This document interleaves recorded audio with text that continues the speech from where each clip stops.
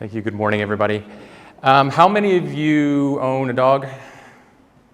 Yes. How many of you have a wearable on? Don't lie. I see a couple people here.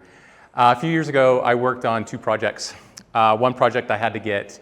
I was in the United States. I ordered 10 WeWork offices. I had them hermetically controlled for humidity and temperature. I had Black Americans, Hispanic, young kids, 65-year-olds, so on and so forth, and I got them all to do somersaults. And I had to get them to do that. Do you know why? Because of your fitness trackers on your watch, right? When you're looking at fitness tracker, your skin tone, the humidity, how you do, a 65-year-old does a somersault a little bit differently than an 18-year-old. All those things go into creating your own AI models. Those people who have a dog, you've taken a picture on a mobile phone named after, built by a technology named after a fruit, yes. It goes into a folder, right, automatically into it. I worked on a project here where I worked in a business called Appen. I was the head of advanced research and solutions, so I was the dumbest of 401 people in an organization, so lots of tweed jackets and elbow patches in that company. And I worked for this, we did this job where we had to take 1 million pictures of golden retrievers in that business. So we had a crowd of 2 million people. Those people went out and took pictures of their dogs, their golden retrievers in Australia. And I got an email from the principal scientist of this technology company, which is so compartmentalized, it's kind of like an ISIS cell. But he called me, and it was big surprise. And he said, "Oh, this data is no good." And I said, "Why is this data no good?" It's like, it's gone through our pipelines, it's clear, it's been labeled by humans, et cetera, et cetera. And this is a true story. He said to me, "No, we need American golden retrievers." So I learned something that day, that there is a difference between the two of them, but it's really important to understand how AI works, and most people don't understand it. Who has Alexa in their home? Yeah, tragically, lots of you, and you only use it to set timers, right, for it. Alexa is actually very powerful and it's very sophisticated. This is the AI pipeline. I've worked in it. I've been in the sausage factory. I have been a person who have worked on ChatGPT 3.5, Claude, Gemini, which was then Bard, which was then Yukon for 10 years, and I was in the factory of creating AI. And most important to understand about AI is that it takes a tremendous amount of human data to be able to actually make it work. I see AI in 4 basic stages that you're looking behind me. The first stage is the model creator, so everyone's familiar with OpenAI. OpenAI, when you bring a model to life, like the dogs example, your models are extremely specific, and they're also extremely dumb. So for that dog model that I mentioned to you, you first seed your model at the far left there, and you have to supply it with base data. That base data is pictures of dogs.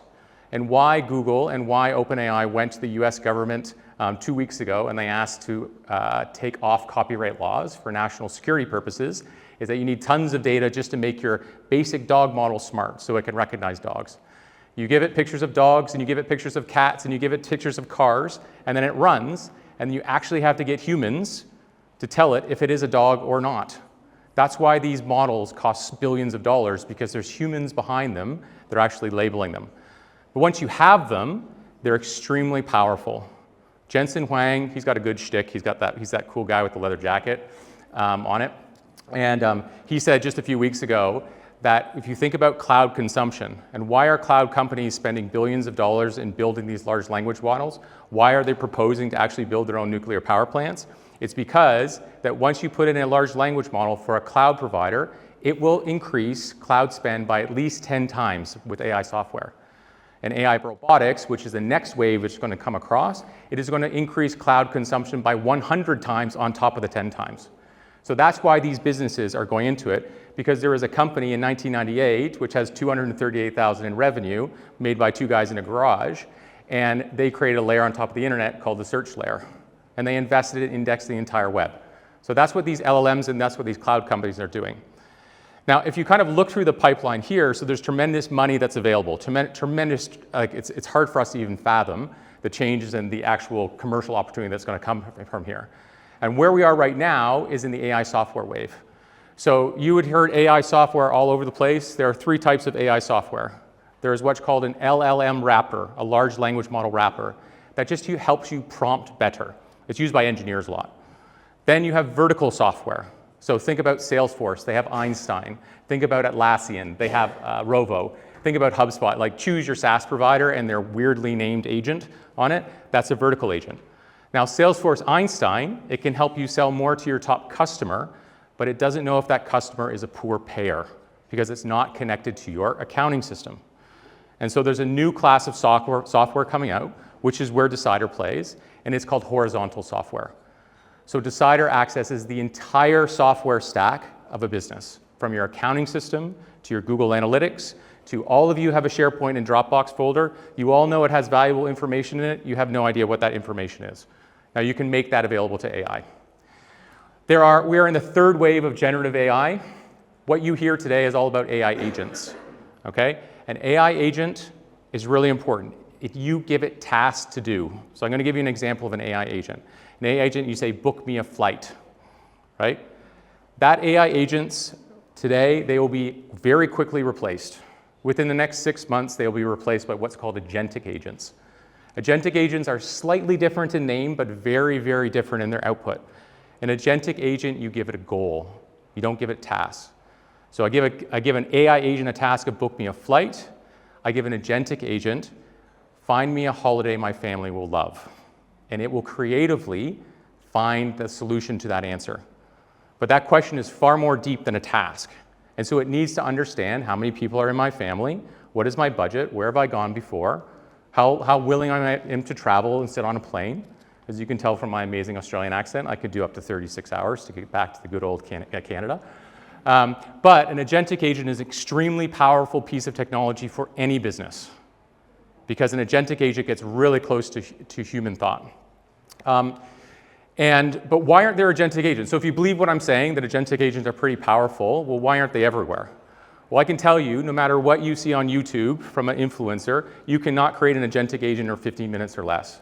I can tell you from working at Appen and working on some of the biggest working for some of the biggest technology companies of the world, that building an agent a commercial grade agent is extremely expensive. You are looking at a minimum entry of $1 million for some of the most basic agents that you're looking at. And the reason why is that most of the agents on this planet sit on top of databases that are built for human brains. AI is not human.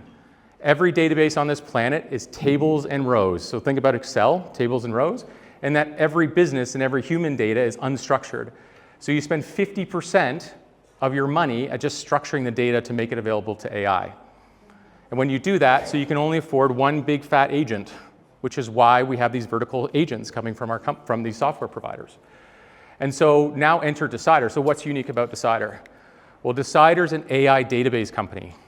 We actually built a database for AI, not for humans. And because we built this database for AI, we don't have to structure any of the data. And so it's cheap for us to create agents. And so what we do is we can create lots of agents. And we can make those agents very, very small. I'm talking about, think about a contact record, first name, last name, email address. We have an agentic agent whose only job is the last name field. That's it. And because it's so small, you don't have to train it like that dog example I gave you before. It has all the power of AI systems. It has perfect memory. It understands what every other AI is doing at any one time, and it works towards a common goal on the system. So we have quite a bit of remarkable technology at Decidr. I've been in the sausage factory. I have seen how AI is made, and I can tell you I've never seen this before, which is why I took what I say is the worst job in the country, which is the executive chairman of a micro cap on the ASX founded out of Perth. So why am I here? Well, I saw some remarkable technology. And with our technology, we can take agents to every business in the world. Our agents are not subject or not vertically focused on a particular area. We can create agentic bookkeepers. We can create agentic ghostwriters. We can create agentic sales lead development managers. And we're doing that in the most familiar way, because in the future, you will all think about when you're going to hire a person, you're going to say, do I need to hire a person or should I hire an AI within the next 12 months? And so we're making it as familiar to onboard an agentic AI as it is a human for our onboarding studio. And it's quite amazing when you have horizontal access to data, you actually don't need that much to create high intelligence outcomes. And so this is our onboarding studio, which is coming out in the new financial year. And all we need, if you're a small business owner or a big business owner, I need your website. I need your competitor's website. and maybe your Dropbox folder with that valuable stuff into it. And we can create 5 agentic agents immediately that can write all the content to your website, that can embed it in the products in your blogs, that can, in real time, based on the customer, rewrite every product description. We have a CRM agent, and our CRM system absolutely shreds Salesforce. And the reason why is Salesforce relies on the weakest link, humans, to put data into a system. I do not need humans to actually build our CRM system. There was a list that passed around for the attendees here that's going into our CRM system, and it is going out onto the web and pulling in every single public piece of data available, even page 2 on image search. So if you want to maybe delete those ones. But that's going into the CRM system. And so it's inhuman. And what can I do with that data? Well, that's up to me. But now I have a perfect CRM system. So I have many more choices to actually build my business. And we have 4 revenue streams in Decidr. We're not putting all our eggs in one basket. Prior to doing this, I worked for a hyperscaler called Flare HR. We sold to KKR. We achieved a triple, double on that. And part of that was using an embedded partnership model. So if you believe what I said, that it's very expensive to create commercial-grade AI, all the major platforms on this planet are desperate to try and become AI companies, and it's very expensive for them. So I've gone to all the biggest platforms in this country and now in the world, and I've said, I will build your AI for free. Let's build agents together so that you can become an AI company, and let's share the revenue. So I've gone to the 2nd largest job board in the country. I've gone to the largest HR platform in the country. We now have AWS as our new partner, which is the largest cloud provider globally, and we are building agents for them, and they are selling them for me because they are now starting to put that agentic ability into their workforces. And importantly for AI, there will be 1,000 clones of Salesforce that will be created in the next 12 months, but what all those clones don't have, there's a great story, like just 2 weeks ago, there was a founder in New York. He found out how expensive it was to use DocuSign, and he said, like, fuck this, I'm gonna build my own, because building AI software is really fast now. And he built a DocuSign clone in 2 days. DocuSign is capped at $16 billion. Now, that's amazing, but what that guy doesn't have is he doesn't have distribution. And these companies have spent millions of dollars at building their marketing pipelines. They have existing contracts with customers. Our system is fully federated, it lives inside their environments. So I'm able to slipstream behind these customers. We built a really powerful partner network and a partner ecosystem. This includes global venture, some of the biggest venture-backed companies in the world. We recently announced a partnership with AWS just 2 weeks ago, where we are building a new customized product for AWS because Decidr, and the first presenter today was talking about warm RAM. We create a ton of new revenue for an AWS provider, for a cloud provider, because AI is essentially inhuman. It creates far more storage, far more RAM, far more compute. We're extremely GPU efficient, but that's another story. But at the end of the day, we're able to now push into these large sectors and large customer bases. When we start to think about the customer bases that we already have, this is pre-AWS announcement that went out. We have access to 160,000 businesses here in Australia. That is $200 billion worth of salaries each year. So when I think about all those businesses, they all have a bookkeeper. They all have an HR function. They all have a lead development function. That's what we've already built at Decidr, and now through our partners, we're able to deploy that. Within that partner group and their deployment of one single agent in each partner, we're looking at an excess of 1 to 5 million in ARR per partner as they start to launch and they start to penetrate their bases. So it's a really exciting and multiplicative effect that we can have. We have a network effect with our business. But what's great about partners as well is it creates a really big moat for me. Every time I do a deal with a partner and become their AI partner, they are not doing a deal with somebody else. And every time they put one of my agents in their business, because I'm a horizontal platform, is that the cost of the second agent is extremely low for me. And I don't have to go through vendor selection. I don't have to go through approvals. I don't have to even send an invoice because my partner will invoice that, and they already have an existing relationship with them. And so I'm creating, at the moment, we're creating a really powerful and defensible position because the clones are coming. I think that's an Arnold Schwarzenegger movie, but they are coming, but creating this agentic moat, as we like to call it, is a really powerful position for us to start to execute. I was the dumbest of 401 people at Appen. I'm the dumbest of four people certainly here. Every single person on our board has been a CEO of a $100 million plus company. Our CTO has built heavyweight platforms like Airtasker and other, ShipIt, which is a high-end logistics platform. And as well, Paul and I, who's the founder of Decidr, we've worked together and we took a company public here in the early a database company in early 2014. In addition to that, I think it's worth mentioning that our board is, when I came onto the business as exec director in March of last year, I wanted to build a board that could satisfy and help govern our big ambitions and our big opportunities for Decidr. And two notable inclusions would be Jenny Fielding. Jenny is a real deal. She's based out of New York. She has her own fund of startups. She writes checks of up to $250,000 US in 200 companies. She's had 5 unicorn exits. But most importantly, before that, she was the managing director of Techstars. So her peer was Sam Altman, who is the managing director of Y Combinator at the same time. So Jenny is our beachhead. Adrian was a first investor in Employment Hero, which is an Aussie quadruple unicorn, as well as a serial entrepreneur, and made some very good bets. So what does that tell you? Jenny and Adrian's job is finding companies that will cut through the noise, and their most precious asset is their time. And they've chosen to give that to Decidr and the board to help make good strategic and good governance decisions on our opportunity that's in front of us. I think as a chair, the best thing I can do is what I say when it comes to the market. And we've gone on a really, what I would say is exciting from the outside, debilitating on the inside journey of transformation of the company to go from what was then a beauty company, beauty e-commerce company into an AI first company. We renamed to DAI 3 weeks ago, and Decidr is the only pure play AI company on the ASX, which is pretty exciting. And through that, we've executed on not only our transformation strategies, but also actually building this partnership ecosystem and delivering in the business. The Decidr technology is fully commercialized. We started actually launching commercially in November of this year. In our first 30 days, we onboarded 7 customers, each with an average revenue of $100,000 per year, and have continued to grow and execute on the back of that.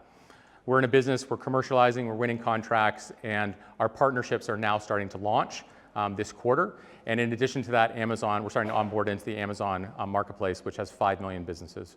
So even at 0.1% of that, that creates an enormous 9-figure opportunity for the business to scale against. So we're really excited about the future. AI is coming. Be prepared. Big tip, don't put anything in the ChatGPT because you're helping it out and that's your IP. But, and enjoy the day. Thank you, Lodge Partners, for having me.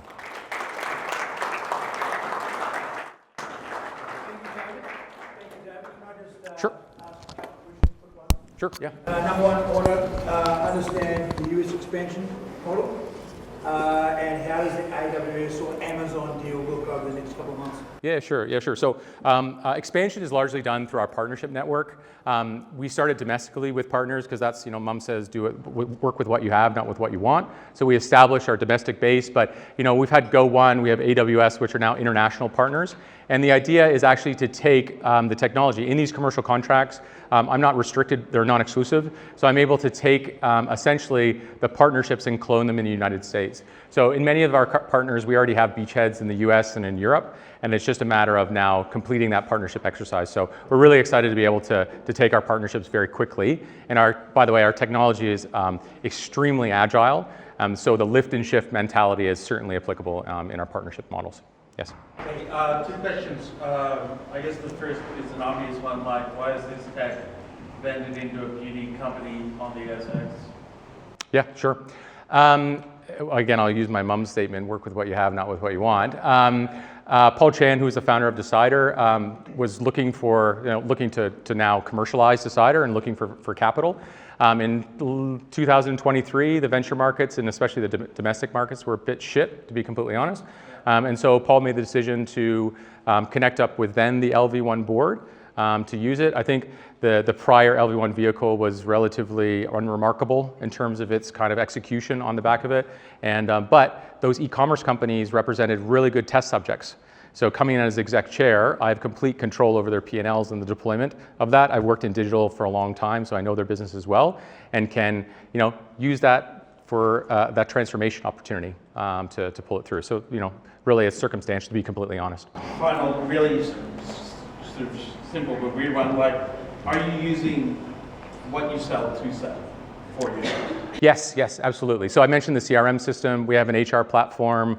It's that always with a business owner, it's a debate of like, how much do I dog food of my own technology with how much do I build to give other companies. I made the decision in the first quarter to invest in partnerships, but now we're starting to really like inject it into our own company.